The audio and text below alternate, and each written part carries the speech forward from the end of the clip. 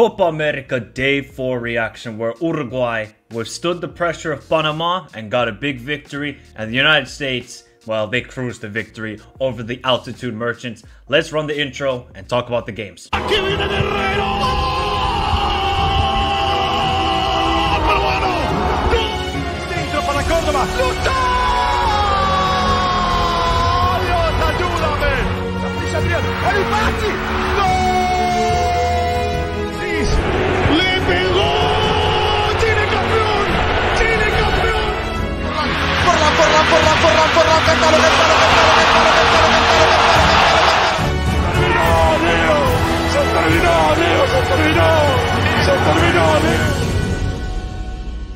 Look, this game was an absolute cakewalk for the United States, right?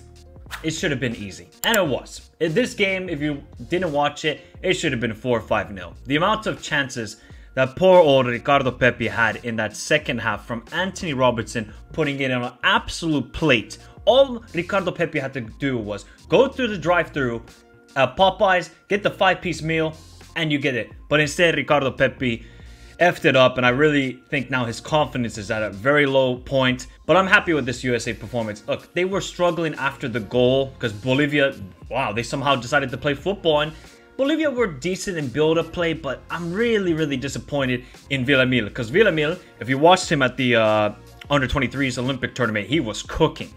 And to see him kind of struggle, and yes, you know, the United States have a very good midfield with Reina, Tyler Adams, and Weston McKennie, but I would have expected better from Villamil. The only thing I can say for Bolivia is Marcelo Martins might be the biggest miss in all of South America until Messi retires. This attack is nothing without the legend.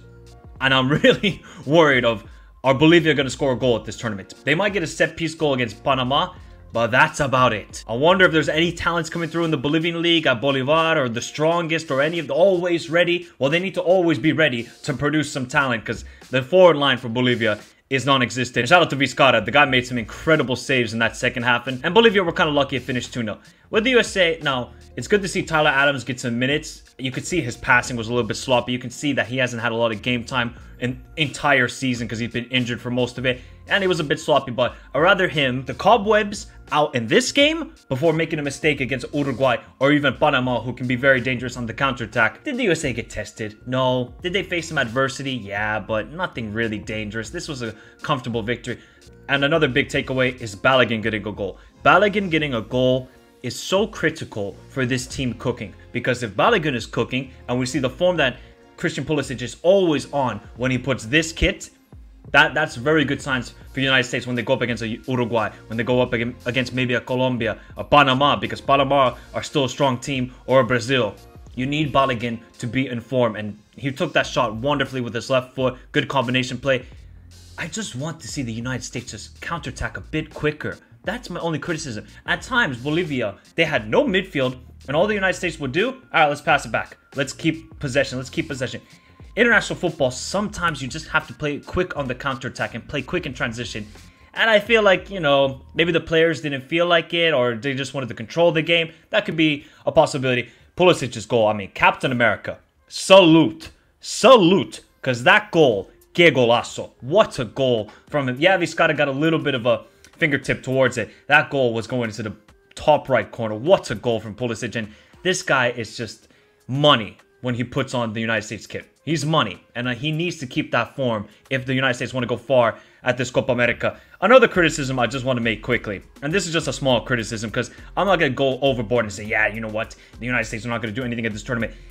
Gio Reyna needs to be much closer to Balogun, Pulisic, and Timothy Weah. Timothy Weah looked very lively down the right side. We know what Pulisic offers. I just want to see Reyna combine with those four. At times, I was just seeing him next to Tyler Adams and picking the ball up in a number 6 position. That's not Reyna's game. Reyna's game is about combining play with Balogun or Pulisic or in around the box. That's when you're going to see the best of Reyna. I don't think we saw the best of him yesterday, but still, he's so quality. And so is Anthony Robertson. Good performance.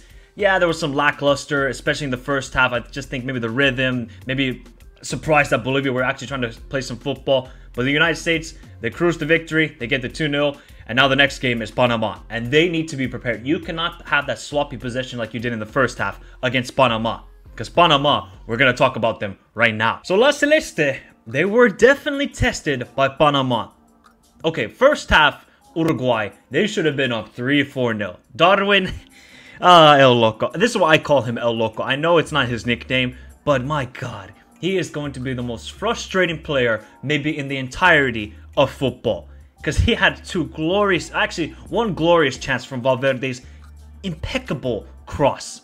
And Darwin should have really put it into the back of the net. Gotta give credit also to Mosquera, because Mosquera kept Panama in this game. Without him, I mean, this could have been 5-1, 4-1, 6-1 even. But Uruguay, they just showed Bielsa ball in that first half. Win the ball high up the field. Matias Vinha and Nunez doing incredible work down the wings. And Maximiliano Araujo, what a goal. That might be, if that's goal of the tournament, let me know in the comments down below. Araujo's goal, spectacular. The technique with the left foot, just dipping and swerving to the top right. I mean, Mosquera could do nothing about it. Incredible goal by him. You know, 1-0, you kind of think to yourself, all right, Uruguay, they're comfortable. They're in a good scenario here. Obviously, Ronald Araujo had to come off because of fatigue and I think a heat stroke. So hopefully he's okay. I thought it was really something more serious. But then I checked out on social media, but he's okay. So that's a big, because if he gets injured, that's a big loss then for Uruguay. And then you just saw one long ball over the top in the second half. And it should have been maybe Fajardo who should have done better with that opportunity that kind of just hit the side netting.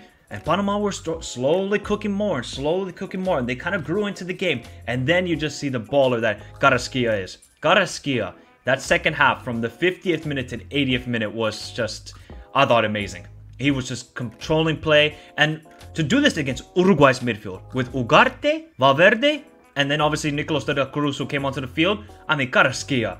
How this guy still plays in MLS is beyond me. I don't know how he performs in MLS because I don't watch Houston Dynamo, but he's such a baller. And Murillo as well. Murillo is just, look at the amount of work Murillo does down this right side, people. The amount of work this player has to do every single game. He's a beast. I mean, he's a beast. You know why? Because his name is Michael. And welcome to the Michael Talks Football channel. But ground duels won 8 out of 10.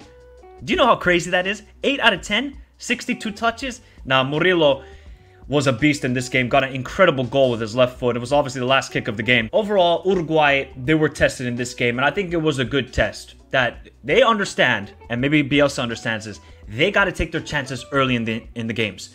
They're going to be a team that are going to take the game to the opponent, and they need to kill the opponent in the first 10 to 20 minutes because that's Bielsa ball. And teams will either really have the technique and the quality to overcome it, or they're going to be just suffocated by the press. And I don't know what was on his plate from the asado. Maybe it was salmon or something like that, because it wasn't the quality meat of Uruguay. But Darwin gets the goal eventually, and then he just said, shh, where were you at? ¿Dónde está? Where are you at? Where are you at? And he knows, Darwin knew exactly when he was missing all those chances that Liverpool fans on social media were going to crucify him.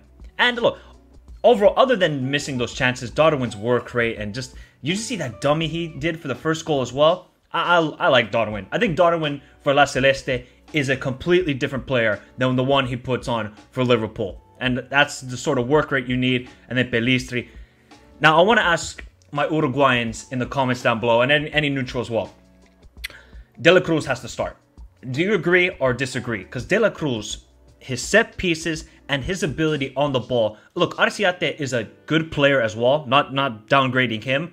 But I think De la Cruz is that sort of missing piece that they need in the midfield. Arciate is also a creative player, but I just like De la Cruz. I think he's a better player, better creator. Uruguay need that sort of creative midfielder because Valverde is just a beast going up and down the flanks. Ugarte is the DM. I think they need De La Cruz, but I'll hear your thoughts in the comments down below. Then they got the third goal from a De La Cruz assist, Matias Vinha, golazo, and then Murillo scores the last goal of this game. So yeah, look, Uruguay were tested for about 25 minutes, 30 minutes. You're like, hey, you know what? Maybe Panama could get a result here. And that's the problem. Panama didn't take their chances, and they paid the price. Fajardo will look at that chance he missed over and over again because of Matias Oliveira's mistake. But at the end, quality and experience. And you saw Bielsa's reaction after getting that second goal from Darwin Nunez. He knew that they were under pressure, but they got the goal and they could cruise to victory. This game was top 3 games I've seen this summer from the Euros and Copa America. Super intense. I think that's because of Uruguay,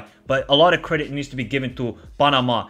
And now, can Panama get a result against the United States? Because if they can play with that sort of confidence, because I don't think they were really rattled in that first half, Panama. The second half, they showed maturity, much more calm on the ball, and if Carrasquilla can ball out like that for an entire game, then Panama can test the United States. But they need their forwards to score the goals. Murillo cannot score all the goals. He can't score all the bangers. Fajardo needs to step up. Carrasquilla might have to get a goal here and there. But hey, maybe Panama can test the United States. I want to hear your thoughts in the comments down below. So there's the Copa America recap, day 4. Remember to hit the like button, subscribe to the channel if you're new around here. Remember to follow me on all the socials, Instagram, Twitter, and join the Discord where we're talking about Copa America and Euros on the server. But have a beautiful day. See you all tomorrow for Copa America daily recap, day 5, as Colombia and Brazil and Paraguay start their campaign. And hey, if somehow Costa Rica beat Brazil, oh my god, that reaction video is going to be crazy. Adios.